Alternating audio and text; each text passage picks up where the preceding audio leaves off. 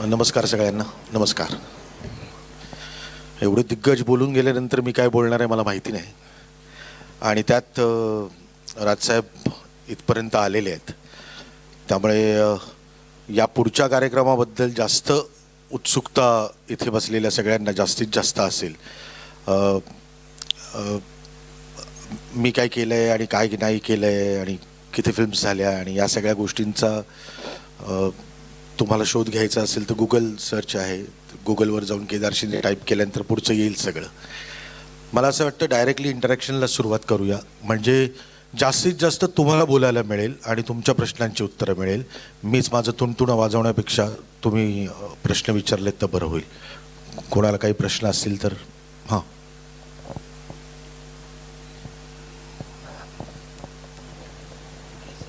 तो माईक तिथे आहे.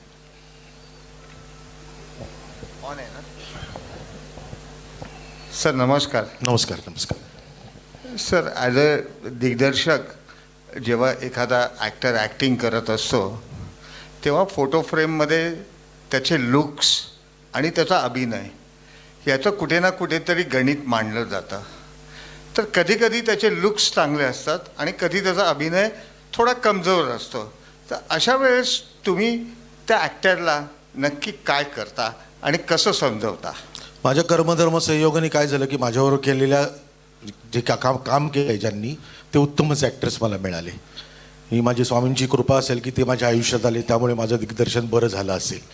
पण एक मात्र खरं की माझं स्वतःचं एक मत आहे या बाबतीतलं. प्रत्येकजण ॲक्टर असतो, इथे बसलेलाही प्रत्येकजण ॲक्टर आहे, कारण कधी ना कधीतरी ती ॲक्टिंग कोणासमोर तरी त्यांनी केलेलीच असते. मग बॉससमोर पण केलेली असते की सर पोटात खूप दुखतंय, लवकर जायला पाहिजे, इथपासून ते बायकोला उशिरा आल्यानंतर काय करू ग, मित्र आहे ना त्याला हॉस्पिटलमध्ये घेऊन गेलो आणि तसंच डायरेक्ट इकडे आलो. तर ही ॲक्टिंग प्रत्येकाने केलेली असते. ॲक्टर्सला ते व्यासपीठ मिळतं, त्यामुळे तो तिथे ॲक्टिंग करतो. माझं ॲक्टर्सच्या बाबतीतलं म्हणणं असं आहे की ना त्यांनी काहीतरी झूल पांघरून येण्याची गरज नाही आहे. मी त्या मताच्या विरोधात आहे की तो किती भूमिकेत चांगला शिरला असं काही नाही आहे. आजही तुम्ही जर आमिर खानचे कुठलेही क्लोज बघितलेत, फार लगानपासून शेवटच्या पिके आणि आत्ता लालसिंग चड्डापर्यंत बघा, रोल त्याचे क्लोज काढल्यानंतर आपल्याला कळतं की अभिनय तोच आहे. फक्त तो ना लीलया आपल्याला पटवून माणूस देतो की मी यावेळी हे कॅरेक्टर करतोय. ते त्यामुळे हे कॅरेक्टर पकडून देण्याचं काम आहे ना ते दिग्दर्शकाचं असतं. ते तेवढं त्याला दिलं ना की तो बेमालूमपणे काम करू शकतो. दुसरी गोष्ट म्हणजे त्याचं आणि आपलं ट्युनिंग पण महत्त्वाचं असतं की मला त्याच्याकडून जर काम करून घ्यायचं असेल, जर त्याला ते येत नसेल तर मला ते नीट सांगता आलं पाहिजे त्याला की मला एक्झॅक्टली काय पाहिजे. म्हणजे याचं छोटंसं उदाहरण तुम्हाला देतो. जेव्हा मी सैरेसई नाटक केलं तेव्हा मला माहिती आहे भरतचे प्लस पॉईंट्स काय आहेत आणि मायनस पॉईंट्स काय आहेत. त्यामुळे भरत उत्तम इंग्लिश बोलत नाही आहे, त्यामुळे आम्ही त्याला लिहितानाच ना एन्जॉय असे शब्द दिले जेणेकरून तो ना खूप कम्फर्टेबल होईल. त्यामुळे लेखक म्हणून मी जेव्हा विचार करतो तेव्हा या नटाबरोबर मी जर काम करणार असेल तर मी किती कम्फर्टेबल त्याला करीन, आणि दिग्दर्शन करताना तो जिथे जिथे अडचणीत येईल तिथे मी दिग्दर्शक म्हणून त्याला कशी मदत करेन हाच एक पर्याय माझ्याकडे उपलब्ध असतो. सर ॲक्टिंग करताना आता क्लासेसचं एवढं पेव फुटलेलं आहे की त्यामुळे एक साधारण माणूस जेव्हा ॲक्टिंग शिकायला जातो तर त्याच्यातला जो फ्रेशपणा आहे किंवा त्याच्यातला जो नॅचरलपणा आहे तो हरवून जातो आणि तो एक मेथॉडिकल ॲक्टिंगमध्ये शिरतो आणि त्यामध्ये कधीकधी तो नकली वाटायला लागतो.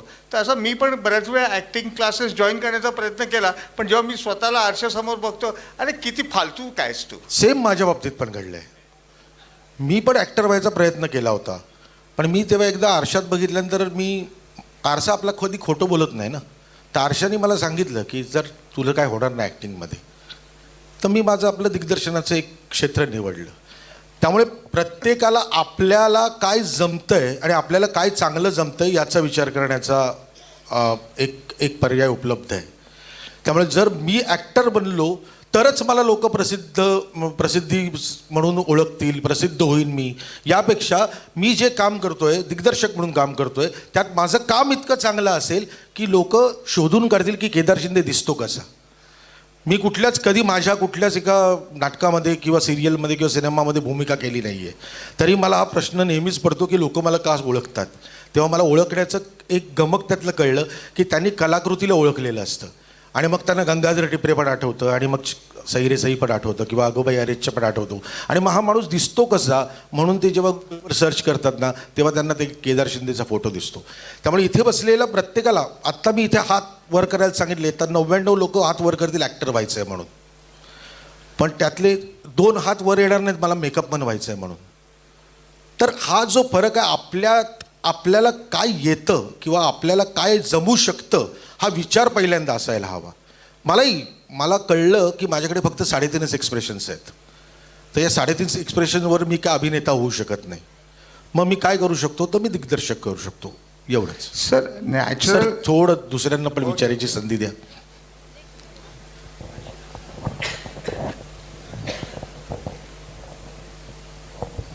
सर नमस्कार. माझं नाव अमर, मी बेळगाववरून आलो आहे. तर कुठून? सर बेळगाव, सीमाबाग, कर्नाटक नाही, सीमाबाग. अच्छा. हां. सर मला असा एक प्रश्न होता की मी आता एका स्टोरीवर काम करतो आहे, 2 ड्राफ्ट पूर्ण केलेत, 3ऱ्या ड्राफ्टवरती काम करतो आहे. तर ती पुढे जाऊन त्या चित्रपटाचं दिग्दर्शन मला करायचं आहे. तर आपण पहिल्यांदा जेव्हा एखादी फिल्म डिरेक्ट करणार असतो तर आपण कोणत्या गोष्टींची काळजी घेतली पाहिजे आणि नवीन आपण जेव्हा पहिली फिल्म डिरेक्ट करणार असतो तर आपण नवीन कलाकारांना घेऊन तो चित्रपट करण्याचं धाडस करावं का, आणि केलं तर कोणत्या गोष्टींची काळजी घेतली पाहिजे, आणि जर आपण सिनियर कलाकारांना घेऊन जर त्याच्यात चित्रपट बनवणार असेल तर आपल्यावर एक दडपण असतं की त्यांच्याकडे खूप सारा एक्सपिरियन्स असतो आणि आपण नवीन असतो, तर त्या गोष्टीची डील कसं करावं. आणि मी देऊ एकेका, मला लक्षात तर राहिलं पाहिजे. हो ठीक आहे. मला आता पहिलाच प्रश्न लक्षात नाही आहे तुझा, तर जवळजवळ 3 ते 4 प्रश्न झाले. पहिला प्रश्न की तुझे इतके ड्राफ्ट झाले आहेत. हां. तर मग मला दिग्दर्शन करायचं आहे, तर पहिल्यांदा दिग्दर्शन करताना आपण कोणती काळजी घेतली पाहिजे. अरे बापरे.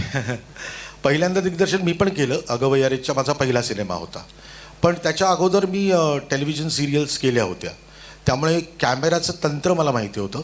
एक मात्र खरं की दिग्दर्शन करताना तुम्हाला 3 गोष्टींचं एक अत्यंत महत्त्वाचं नॉलेज पाहिजे 3 वेगवेगळ्या मीडियाजमध्ये.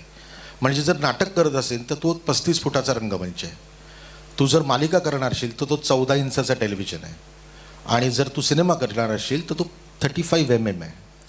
या गोष्टी म्हणजे एक आज मी नाटकासाठी उभा राहिलो तर माझ्या डोळ्यातले भाव तुला दिसणार नाहीत, त्यामुळे मग मला त्याची तशी थोडी लाऊड ॲक्टिंग करावी लागेल.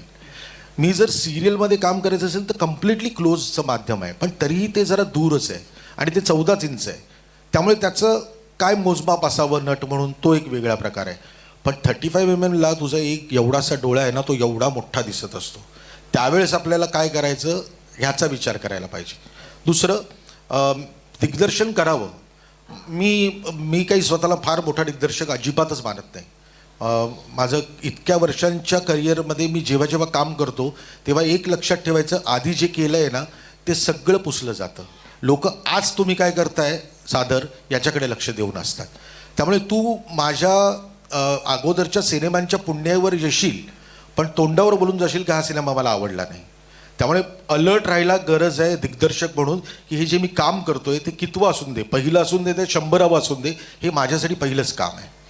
दुसरं, दिग्दर्शक होणं मला सोपं अशासाठी गेलं कारण मला पहिल्यापासूनच व्हिज्युअल्स बघण्याची सवय लागली होती.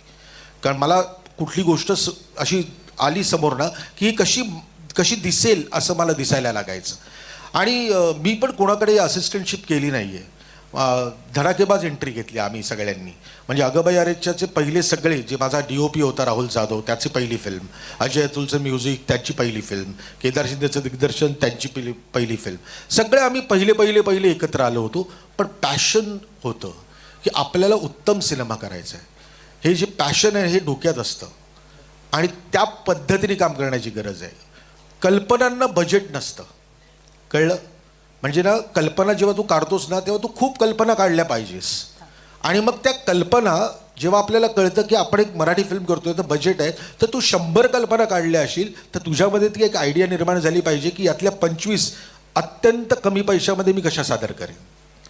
या गोष्टींचा जास्तीत जास्त विचार करण्याची गरज आहे. दुसरं, तू मला सिनियर कलावंतांबद्दल विचारलंस, तर मी माझ्या आयुष्यातलं पहिलं सिनियर कलावंतांबरोबर काम केलं ते म्हणजे गंगाधर टिपरेमध्ये दिलीप प्रभावळकर. थोड्या वेळाने ती या रंगमंचावर येतील.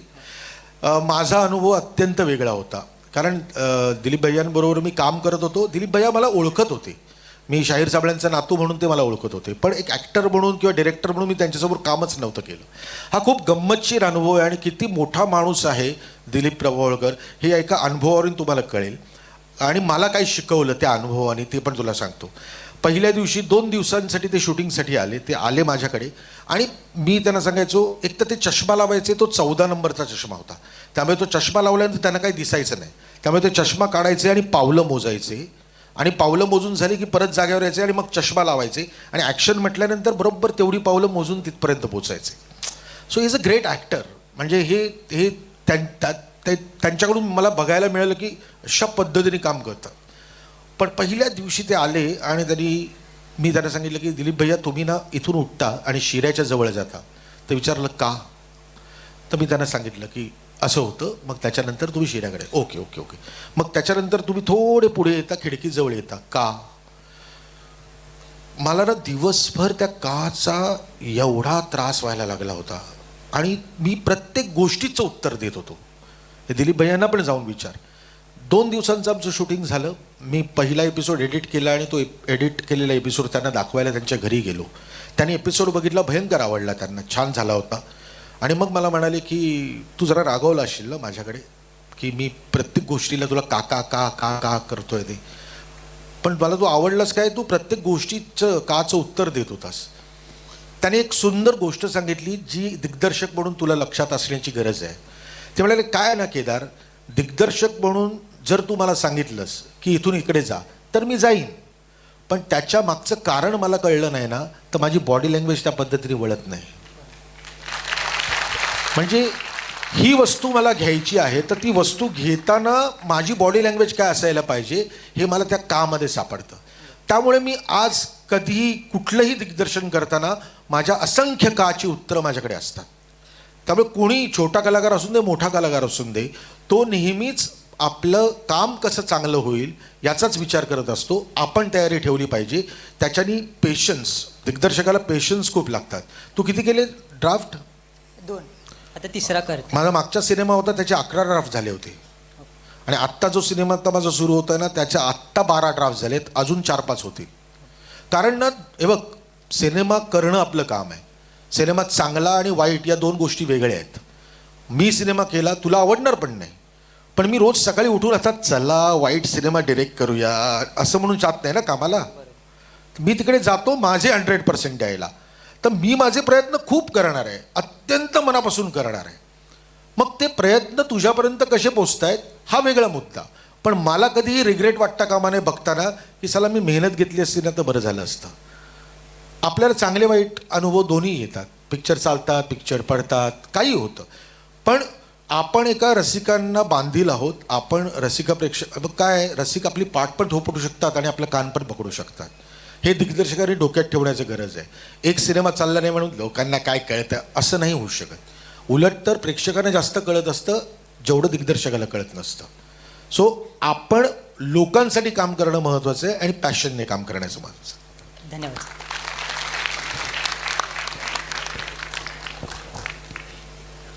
हॅलो, नमस्कार सर. बोला, सर, नेमकं दिग्दर्शन म्हणजे नेमकं काय? शॉर्ट्स, कॅमेरा अँगल्स की कॅरेक्टरवरती काम करणं? हे बघ, आता हे काय माहिती ना, एवढ्या छोट्याशा स्पॅनमध्ये ना दिग्दर्शन म्हणजे काय याचं उत्तर देणं जरा कठीण वाटेल. पण दिग्दर्शक ना is a captain of ship. काय आहे की उत्तम लोकांची संघटना बांधणं हे दिग्दर्शकाचं काम असतं. म्हणजे ना मलाच खूप येतं आणि माझंच तुम्ही ऐका या पद्धतीचं काम दिग्दर्शकाचं चालू शकत नाही. पण दिग्दर्शकाने एक गोष्ट विचार करायची असते की ऐकावे जनाचे, करावे मनाचे. सिनेमा जेव्हा चालतो तेव्हा तो सगळ्यांचा असतो. सिनेमा चालत नाही ना तो फक्त दिग्दर्शकाचं अपयश असतं. याची तयारी एका दिग्दर्शकाची पाहिजे, एवढं एका शब्दात तुला सांगू शकतो. थँक्यू.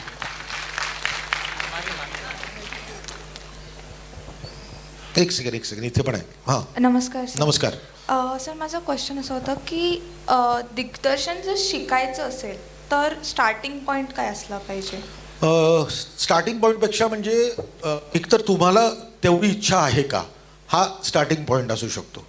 आणि आमच्या घरी तर मी तर माझ्या आजोबांकडून खूप ऐकलं आहे, हे असले लष्कराच्या भाकऱ्या कशाला मोजायच्या, गप नोकरी करायची, हे सगळं तयारी ठेवायची मानसिक, की हे सगळं ऐकू येणार आहे. दुसरं, तू पैशांसाठी दिग्दर्शनामध्ये येतेस का कामासाठी येतेस, हे त्यातलं महत्त्वाचं फॅक्टर आहे. म्हणजे मला किती पैसे मिळतील म्हणून दिग्दर्शक व्हायचं आहे नाही, मला काम कसं शिकायला मिळेल म्हणून तुला दिग्दर्शक व्हावं लागेल. त्याच्या पुढचा भाग असा आहे की तुला जो वाटतो, जो उत्तम दिग्दर्शक असेल त्याच्यापर्यंत पोहोचून त्याचा असिस्टंट म्हणून काम करायला सुरुवात करायला लागायची गरज आहे. बरं, तो कुठलाही दिग्दर्शक तुझ्या हाताला धरून शिकवणार नाही, इकडे उभी राहा, बघ आता मी बघ 50शी लेन्स लावली, कळलं, 50शी लेन्स म्हणजे केवढी, एवढी असं कोणी शिकवत नाही. तुम्हाला तिथे सायलेंट उभं राहून तुम्हाला शिकायचं असतं की याच्यातलं मी काय वेचायचं आहे. आणि मग ते फक्त बघून त्या गोष्टींची सवय लागते. बरं, एका फिल्मनी पण तुम्ही दिग्दर्शक होऊ शकत नाही. म्हणजे दिग्दर्शक म्हणजे एवढा मोठा पसारा आहे की तो पार्ट टाईम जॉब नाही आहे. मी हे पण केलं, मी ते पण केलं आणि मी एक सिनेमा दिग्दर्शित पण केला, असं नाही होऊ शकत. जर तुम्हाला दिग्दर्शक व्हायचं असेल तर तुम्हाला फक्त दिग्दर्शकच व्हायचं असेल, हेच बघा. Okay, thank you very much. आणि सॉरी, धन्यवाद केदारजी. मला फक्त थोडं कमी सेशन मिळालं. नंतर मी तुझ्या प्रश्नाचं उत्तर देणार 100%. मला खूप छोटं सेशन मिळालं, पण आज दिवसभरामध्ये तुम्ही खूप छान ऐकलं असेल आणि त्याची पुनरावृत्ती नको व्हायला म्हणून कदाचित मला छोटं सेशन दिलं आहे. आणि महत्त्वाची गोष्ट म्हणजे एक सांगायचं आहे, ज्यांच्यामुळे मी सिनेमात आलो, ज्यांच्यामुळे मी सिनेमा बघायला शिकलो, ज्यांच्यामुळे मला सिनेमाबद्दल आवड निर्माण झाली, ते व्यक्तिमत्व आत्ता तुमच्यासमोर आहे राजसाहेब ठाकरे. त्यामुळे माझ्या सगळ्या सिनेमांमध्ये जेव्हा जेव्हा विशेष आभार म्हणून पहिलं नाव येतं ना, तर ते राजसाहेब ठाकरेंचं येतं. थँक्यू. धन्यवाद सर.